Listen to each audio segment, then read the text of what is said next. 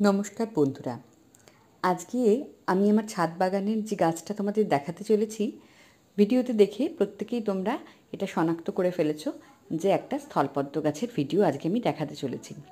এই গাছটা আমি পেয়েছিলাম খুবই সঙ্গীন অবস্থায়, রোগা রোগা দুটো ডাল ছিল, এই যে এই ডালটা আর এই পাশের এই যে ডালটা ছিল। তো সেটাকে আমি এনে দীর্ঘ যত্নের দ্বারা এত সুন্দর করেছি, দেখেছো কুঁড়ি এসছে, কত প্রচুর প্রচুর প্রচুর কুঁড়ি এসছে, গাছটা দারুণ হেলদি হয়েছে। আর এই ডালটাতেও প্রচুর কুঁড়ি আছে।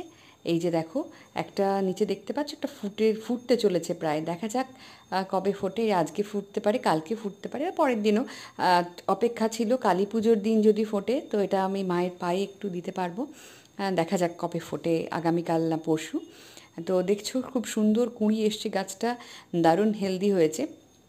এবার প্রথমে আমি গাছটার পাতাগুলো দেখানোর সাথে সাথে গাছটা দেখিয়ে দিচ্ছি। আর এই দেখো, টবের সাইজটাও আমি একটু দেখিয়ে দিচ্ছি। এই টবটা মেনলি আমার একটা অরেঞ্জ জবা ছিল, ওটা ফুটছিল না অনেক দিন ধরে। যাই হোক, গাছটা যখন আমি নিয়ে এসেছিলাম স্থলপদ্ম গাছটা, তো আমার কাছে বড় কোনো টব ছিল না, তো এটার মধ্যেই আমি একটু সার মাটি দিয়ে, জবার যে সার মাটিটা ছিল ওটা দিয়েই বসিয়েছি। আর তার সাথে আমি দিয়েছি একটু এনপিকে, আর ঘরে ব্যবহার করা চা পাতা একটু তার সাথে দিয়ে দিয়েছিলাম।